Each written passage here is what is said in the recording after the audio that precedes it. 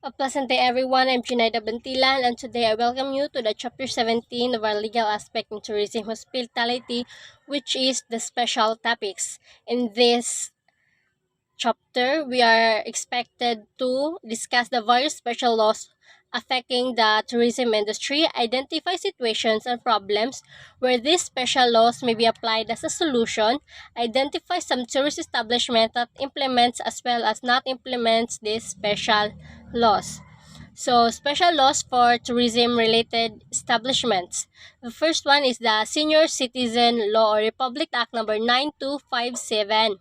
The Senior Citizen Law of 2004 grants senior citizens various discounts and privileges in tourism-related establishments. Senior citizens, defined as the residents aged 60 and above, are entitled to 20% discount on goods and services in hotels, restaurants, recreational centers, theater, and other cultural venues. The law aims to promote the welfare and well-being of senior citizens by providing them with accessible and inclusive opportunities for leisure and enjoyment. Special or Anti-Security or Anti-Terrorism Law Republic Act 9372. The Human Security Act of 2007 safeguards life, liberty, and property from acts of terrorism, condemning terrorism as a threat to national security and humanity. The law identifies acts of terrorism including piracy, rebellion, murder, kidnapping, and possession of firearms and explosives that creates widespread fear and panic. To combat terrorism, law enforcement officials are authorized to conduct surveillance on suspected terrorist organizations or individuals under court order to prevent unlawful activities and protect public safety. Consumer Act of the Philippines RA 7394. The Consumer Act of the Philippines, enacted in 1992, aims to protect consumers' interests, promote general welfare, and establish standards of conduct for businesses. It ensures consumer safety, prohibits deception sales practices, provides consumer education, and offers recourse mechanisms. Government agencies like Department of Health, Agriculture, and Trade and Industry enforce safety and quality standards for various consumer products to safeguard public health and interests. Cultural minorities, protected areas, wildlife, and heritage law. Indigenous People Rights Act of 1997 or Republic Act number 8371.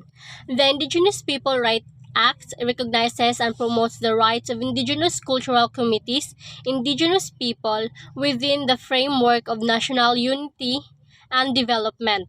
The law protects the right to ancestral domains, cultural preservation, and equal human rights without discrimination. It underscores the state's commitment to guarding their cultural integrity and ensuring maximum participation in societal services for the well-being of this community. UIA draft charter on the rights of minorities. This international charter, adopted by the lawyers' associations, aimed to protect the individual and collective rights of minorities without discrimination based on nationality, ethnicity, language, culture, religion, or sexual orientation. It advocates for teaching minority rights in law, schools, fair trials rights for minority individuals, and adherence to international legal principles to prevent unjust trials for minority group members. National Caves and Cave Resource Management Protection Act or RA number 9072. The law focuses on conserving caves and cave resources as part of the Philippines' natural wealth. It promotes cooperation between governmental authorities and cave users for scientific, educational, recreational, and tourism purposes. Cave resources encompasses diverse elements like animal life, plant life, sediments, minerals, and cultural artifacts, emphasizing the importance of preserving these natural features for ecological and heritage conservation.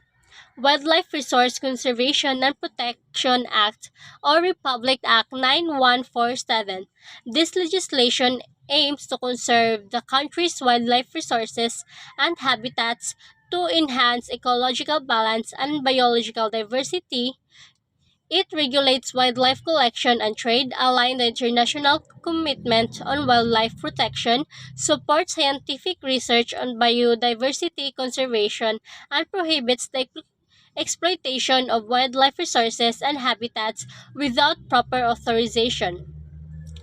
National Integrated Protected Area System Act of 1992 or Republic Act 7586 enacted to secure the perpetual existence of native plants and animals for present and future generation.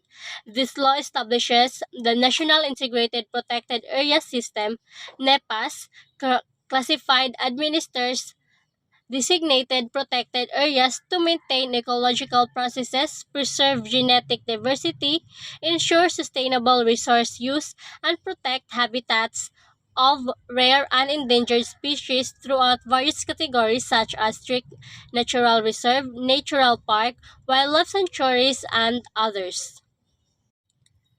Intellectual Property Code of the Philippines or RA 293. The Intellectual Property Code of the Philippines, enacted to enhance the protection of intellectual property rights, covers patent, trademarks, and copyright. This law establishes streamlined administrative procedures for registering intellectual property, ensuring inventors, authors, and creators have legal recourse to safeguard their innovations and creative works. By liberalizing technology transfer registration, the law encourages innovation and creativity while providing a framework for the enforcement of intellectual property rights. Anti-Child Abuse Law or RA 7610 and RA 9231. The Special Protection of Children Against Child Abuse Act is a critical legislation aimed to shielding children from all form of abuse, neglect, exploitation, and discrimination. This law prohibits the employment of children below 15 years of age except in specific scenarios where their safety and well-being are assured. It also sets stringent regulations on working hours for children, ensuring they are not subjected to harmful labor practices, child labor, or exploitation. Anti-prostitution and anti-pornography law. These laws are pivotal in upholding societal morals and protecting vulnerable populations from exploitation and harm. The anti-prostitution law defines prostitutes as individuals habitually engaging in sexual activities for profit. On the other hand, the anti-pornography law prohibits the publication or display of obscene material that offends public decency. This law aims to combat illicit activities, preserve public morals, and safeguard individuals, particularly women and children, from exploitation and harmful practices. Anti-Hijacking Law, Republic Act Number 6235. The anti-hijacking law focuses on preventing aircraft hijacking incidents by penalizing individuals who attempt to seize control of an aircraft mid-flight mid-flight or divert it from intended course. This law is crucial for ensuring the safety and security of passengers, crew members, and aviation operations, safeguarding against acts of terrorism and threat to civil aviation. Comprehensive Dangerous Drug Act of 2002 or Public Act number 9165.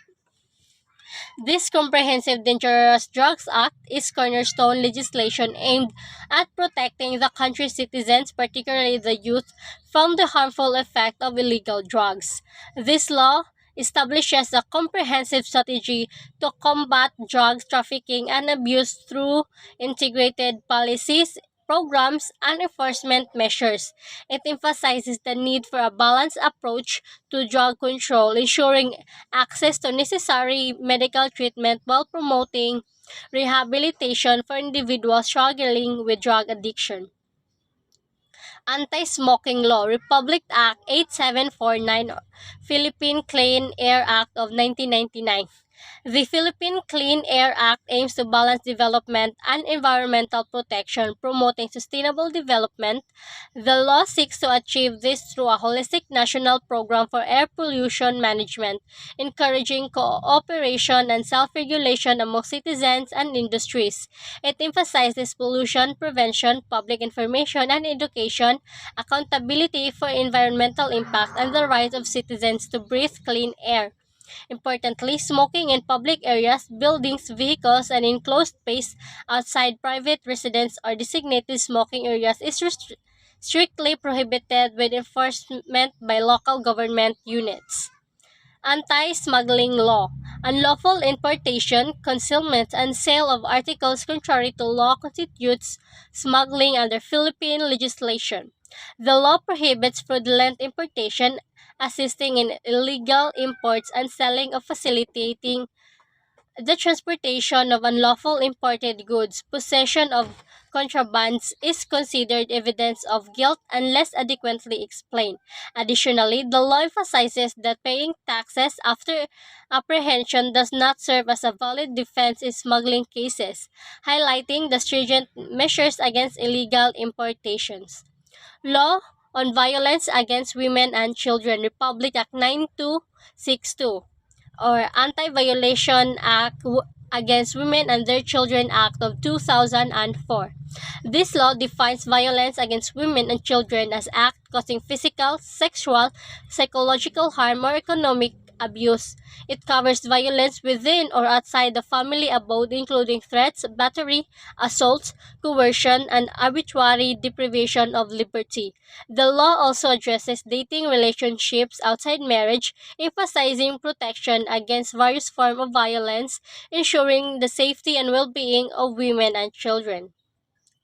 Laws on Human Trafficking, Republic Act 9208, Anti-Trafficking in Person Act of 2003. The Anti-Trafficking in Person Act criminalized trafficking in persons, including recruitment, transportation, or harboring individuals by means of coercion, deception, or abuse for exploitation.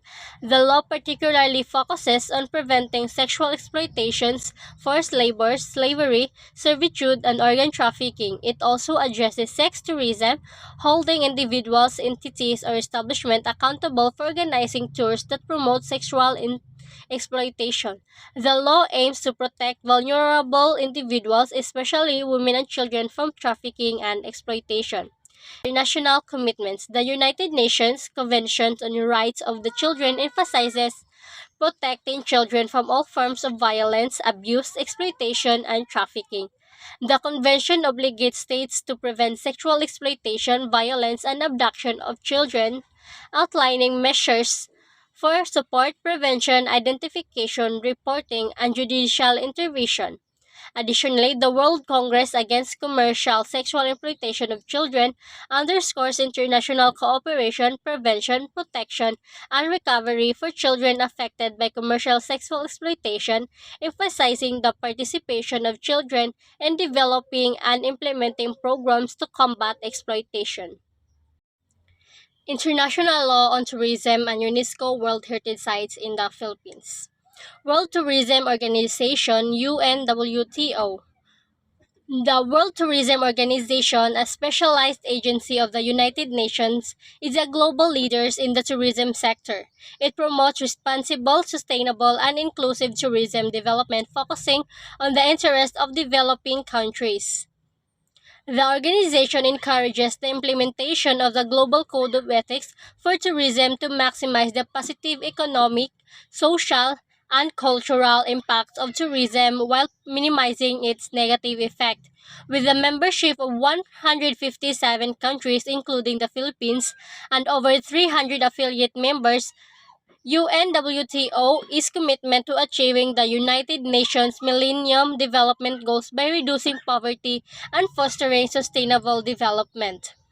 The Global Code of Ethics for Tourism. The Global Code of Ethics for Tourism serves as comprehensive set of principles guiding stakeholders in tourism development, including government, local communities, the tourism industry, professionals, and visitors. The code was developed through an excessive consultative process and emphasizing responsible and sustainable tourism and development. Endorsed by United Nations General Assembly, the GSIT aims to minimize the negative impact of tourism on the environment and cultural heritage while maximizing the benefits for tourism destination. It underscores the importance of ethical tourism practices for economic prosperity and cultural preservation.